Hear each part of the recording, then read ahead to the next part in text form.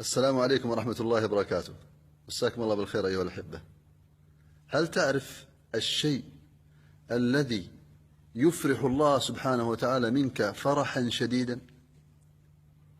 أتوقع بتقول لي صلاة، أقول لك لا. أتوقع بتقول لي صيام، أقول لك لا. أتوقع بتقول لي حج، أقول لك لا. صحيح، هذه الأشياء الله يحبها، ولكن ما هو الشيء الذي يجعل الله يفرح منك فرحا شديدا؟ والله الشيء يا أخواني عجيب. الشيء الذي يفرح الله عز وجل منك فرحا شديدا هو التوبة.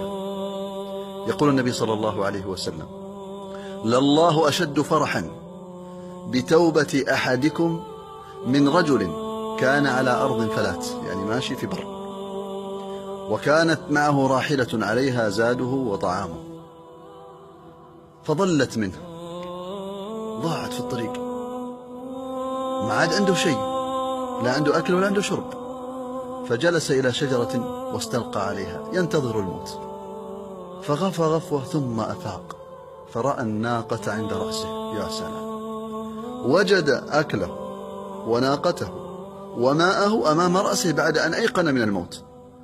فمن شدة فرح هذا الإنسان قال: اللهم أنت عبدي وأنا ربك.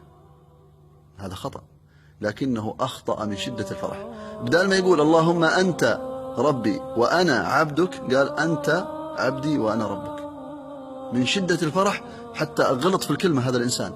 الله سبحانه وتعالى يفرح منك إذا تبت أشد فرحا من هذا الرجل بهذه الناقة وهذا الأكل والشرب، يعني أشد من فرحك عندما تعود للحياة.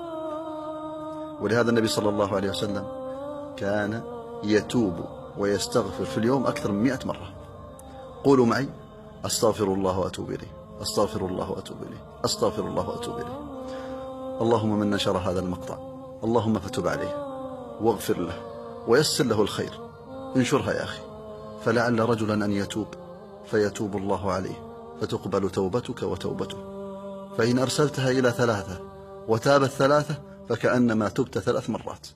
أسأل الله يتوب علي جميعا وإياكم يا أخواني جميعا، والسلام عليكم.